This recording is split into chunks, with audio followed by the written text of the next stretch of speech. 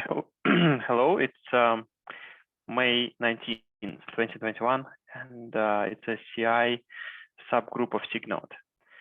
We just discussed the meeting time, and it feels like we okay with the time. Let's see how it works for Asia contributors. If we'll have problems, we'll need to reconsider.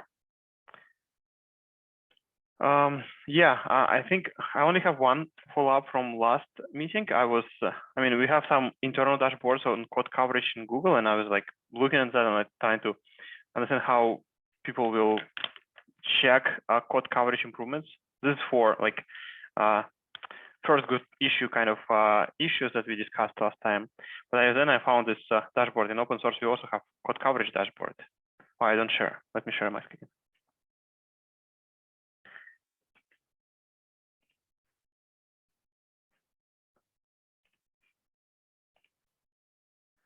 Okay.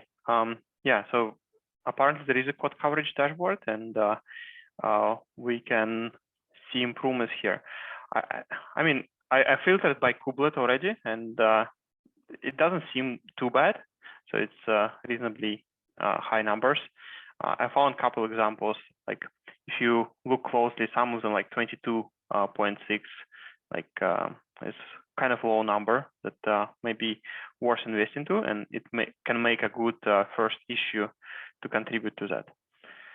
Like 12, yeah. So I listed two examples here that I found interesting. Like runtime Go, it only has some feature like functions to convert one like container ID to like another container ID or to string, status to pod status, all this jazz. So it's super trivial to cover, and it has very low coverage. It does have its own test file, and this one is certificate bootstrap. It's just reading certificates from a file. It has a lot of it has some code coverage, so there are functions written to that set up everything, like writing file and stuff. So once you have this set up complete, adding new test cases typically not that complicated. So I was wondering if we have new contributors, like, do you think just create issues in Kubernetes, or it will be too noisy to have all the issues for this kind of files?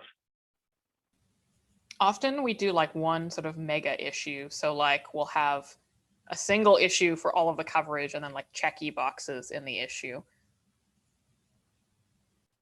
Okay. And then, okay. Yeah, I thought about so that way it wouldn't be issue. Too noisy. Issue itself would be noisy, or no, I'm saying that way we wouldn't have like a gazillion issues, so it wouldn't be too noisy. It would just be the one issue with like the help wanted or whatever, and then as things get finished, we can check off boxes. I don't know if you've seen some of these, but so for example, when I did the structured logging migration, I had this giant list of files, and then every time someone migrated one, I would check off a file. And there's like similar ones for, linting migrations and that kind of thing, where there's this big umbrella issue. And then as things get completed, we check off the boxes. I see. That sounds cool. Good.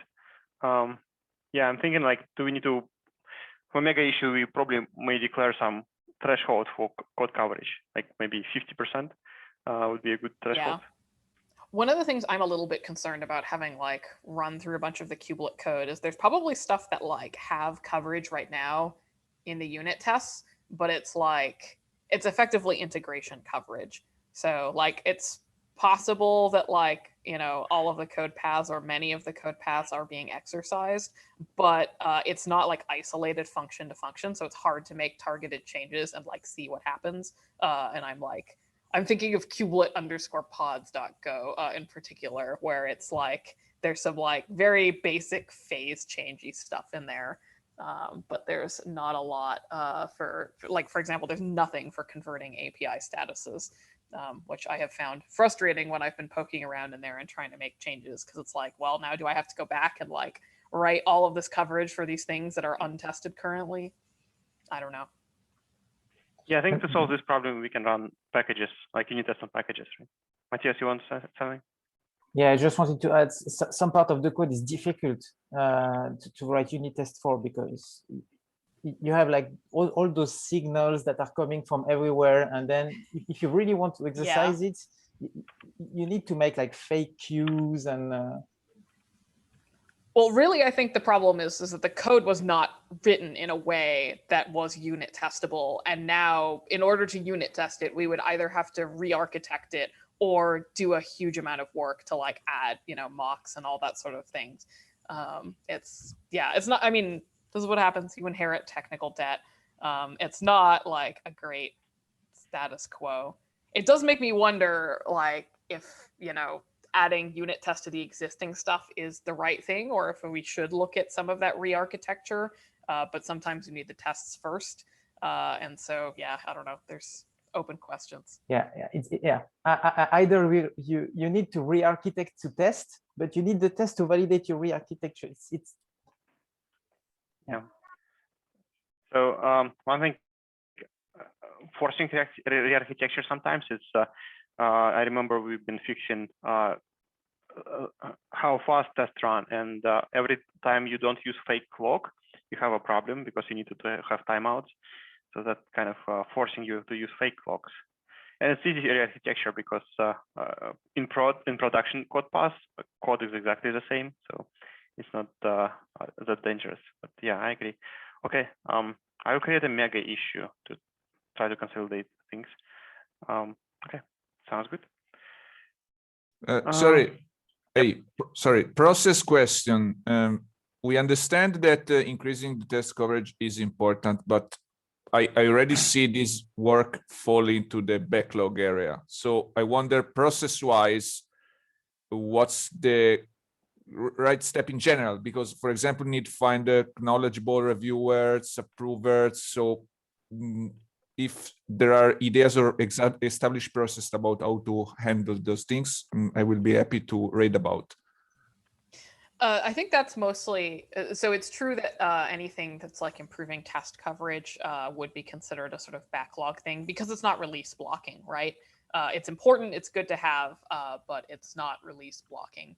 So I don't think in general, like, I don't discriminate personally as a reviewer against like stuff that are like, priority backlog. But if I see like an XXXL backlog PR, I might like, leave that one in my triage backlog until later if I have like an extra small, like exactly critical.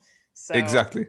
I think like part of this, I'm hoping that we get like reasonably sized things. One of the things that I tried to do for the structured logging migration was really strongly encourage people to cap their PR sizes at like no more than like 40 lines of migration, because otherwise it's just impossible to review. I would say that might be a useful thing to include in our umbrella issue. Like say, yes, we want this unit test coverage. Don't go add 2,000 lines of coverage in one PR because it will be really difficult to review. Yeah, makes actually, sense. we don't have labels for low risk PRs because basically adding tests are low risk as long as the tests don't flake. Yeah, so, area test is typically low risk.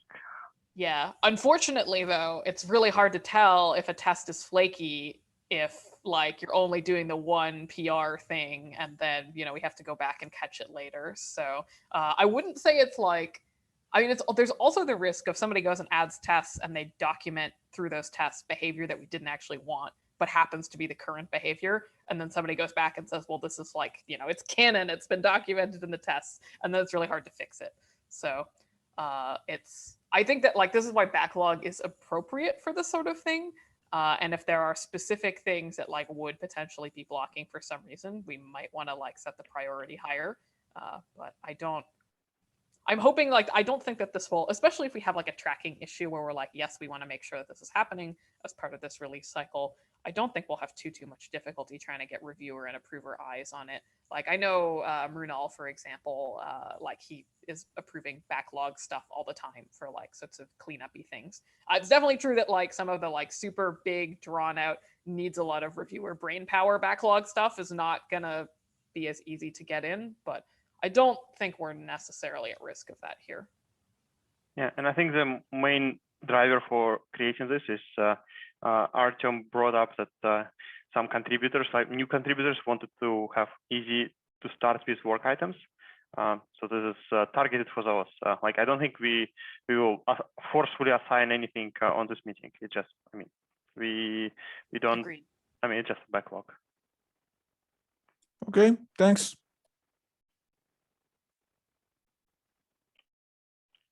So I don't have any other agenda items. If anybody else has it, otherwise we go to triage, to the board. Anybody had something? Okay. Is Artem around? Oh, Artem, I think there was an item, Artem, on you last time on. Yeah, to create serial an issue regarding the serial. I will do it today. Like I totally forgot about it. Sorry. Okay. Oh yeah, actually, as an agenda item, do we have a plan for how we're going to deal with the failing serial tests? Because that came up at SIG Node, and it sounds like it's a problem right now. Yeah, currently the status that it's like failed after the timeout. Like it ran around 5 hours, and it's not enough to finish all serial tests. So probably someone need to take the responsibilities to run it locally and start just to test one by one to see where's the issue. Additional stuff that we can check, it's like timeouts under tests, not the like global timeout, but the timeouts under tests. Maybe like because some tests have a big timeout, it just in total it failed because of timeout. So it's an additional like action item that we can do. Yeah, like someone should take it. I'm personally want to take it, but currently I don't have a time because I believe it will take 1-2 days to dig into it. Like it's not. I believe it's not some issues that we can fix on glance, you know, because we already fixed such issues as like CPU measure problems, or lack of memory and out of memory problems. But we still have a problem with the serial drop, so it did not really help. And Do we have any volunteers who would want to dig into this as like a sort of multi-day project?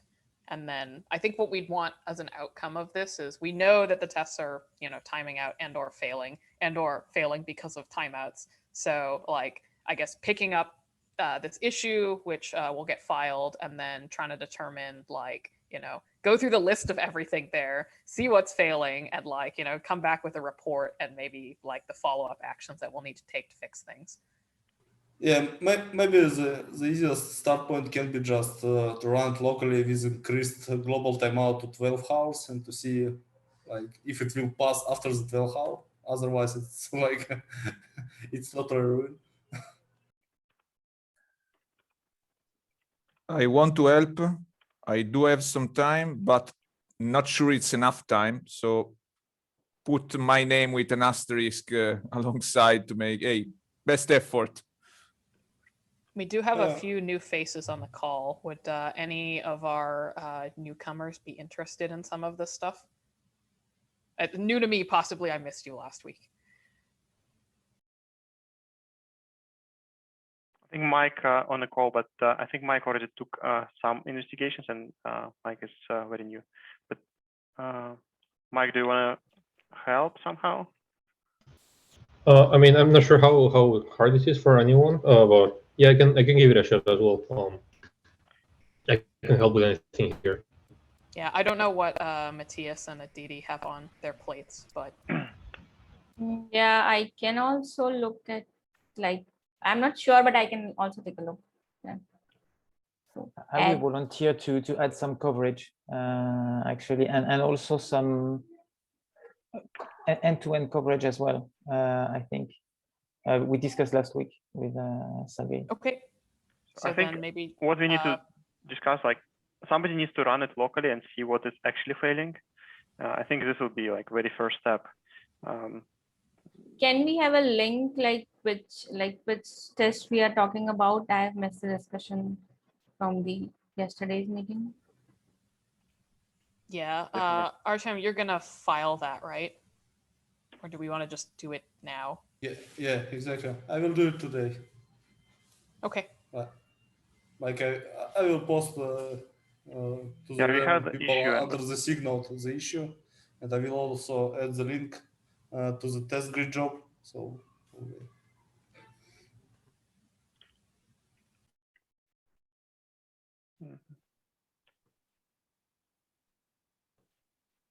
Okay, Artem, you found it, okay? Yeah. Artem to file an issue, and then. I think it's also important to pick people that already run end-to-end tests locally, because you need to set up some things in order to do this, and you need a reasonably powerful computer as well that is on all the time. And this is why I volunteered. Yes, and again, unfortunately, best effort, but I have some infrastructure I can use, and I do run end-to-end tests, some of them. So yeah. Let's see. I will keep you posted, folks, on the SIG Node Slack channel. Okay, and make sure you share the parameters you pass to the what's the name again? Jinko, no? Or... Yeah, I think we have a makefile target which takes reasonably care, but I'll be sharing how I do run the test. We have some docs already, but yes, totally, I will share how we do run them. In general, it's possible to run like E2E node tests locally without any GC instance or stuff like this.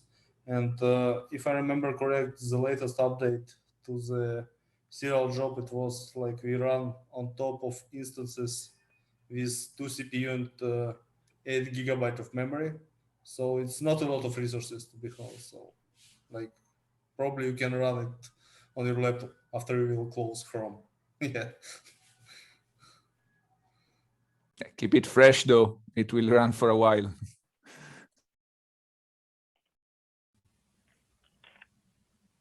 Yeah, I mean, I'm also happy to like try to run them on my desktop and then just give somebody a dump to go through. But I do not have time to try to get them working or like put a bunch of effort into it at this juncture because I've got other things on my plate. Okay, then thank you everybody for this. Me.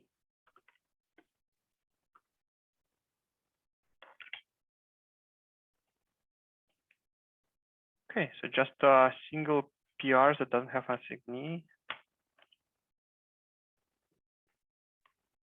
Yeah, this is making test blocking. I think we need to assign it to Ben. This is to include it into pre-submits, right?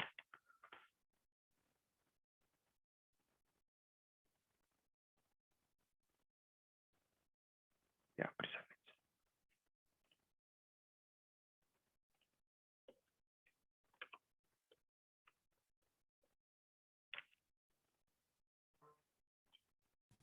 Yeah, I think this is unbroken now. I think we want this. This is what we discussed yesterday in SIG Node. Yeah. I think we had all agreements, so let's Ben approve it. Let's take it from there. Okay, then yeah, we out of PRs.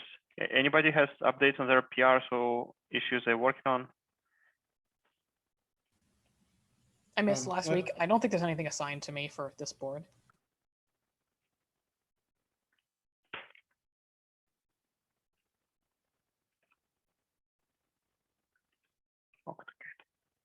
We have time. I want to ask on approach for something. Yeah, what's your question? Yeah, so like there are 2 things in kubelet with which you can provide configuration. One is the component config and flags. So from cluster lifecycle and kubeadm, we have had this feedback that like kubelet was the first one to adopt component config, and there are lots of flags that we have deprecated, and we are adding new flags. So like what's our approach should be here to like, should we avoid adding new flags to kubelet or like yeah, I think we want to avoid adding new flags to kubelet. Those should go into the kubelet config. This is probably a better topic for a wider SIG node meeting, because I know that it's been kind of like there's been this sort of floating. Yeah, around it. I think I asked here because it is easier to approach here. Yeah. Okay. So. You know, so that's a really good topic for a SIG node meeting, and I recommend that you ask it there. Okay, yeah, I'll discuss in the next one. yeah, but I think short answer is kubelet config is where you want to put as much setting as possible.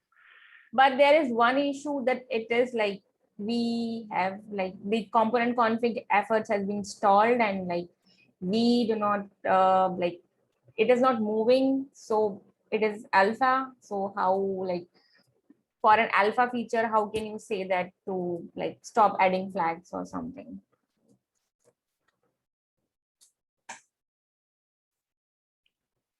I'm not sure what the company config feature. Okay, I will summarize things in a doc and then I will discuss in these node meeting. Yeah. That would be perfect. Thank you.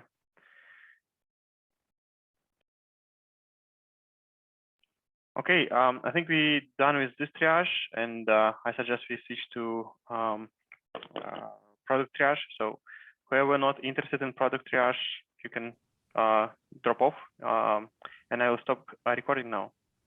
Sounds good. Do you want to give me co-host so I can share my screen, or are you gonna do it?